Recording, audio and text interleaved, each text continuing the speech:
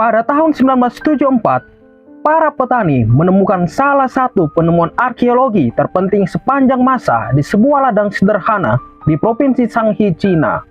Saat menggali, mereka menemukan patung seukuran manusia yang terbuat dari tanah liat.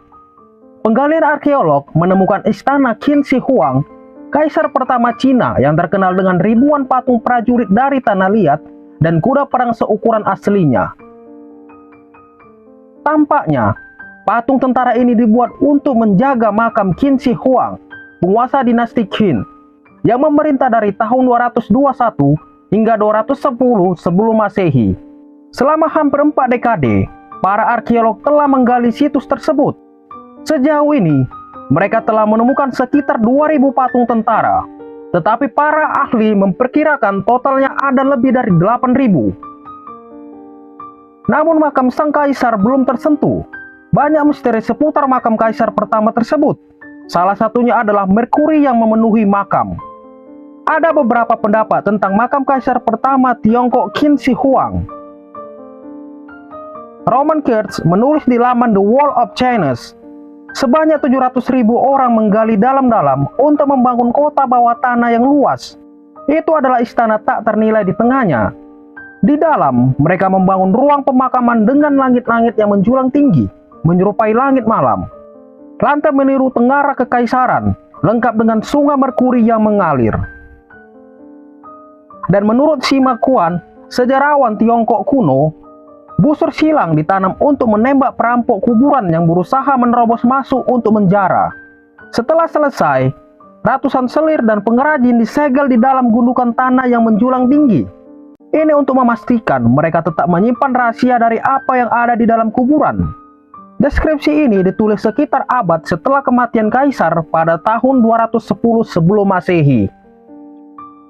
Qin Shi Huang adalah kaisar pertama Cina dan perintis dinasti Qin dan berkuasa pada 221 sebelum Masehi di usianya yang baru 13 tahun. Kekaisaran Cina di bawah kepemimpinannya berhasil melakukan pencapaian besar. Pertama-tama, Qin membangun angkatan perang yang optimal. Angkatan perang ini kemudian menjadi ujung tombak kejayaan kekaisaran Cina.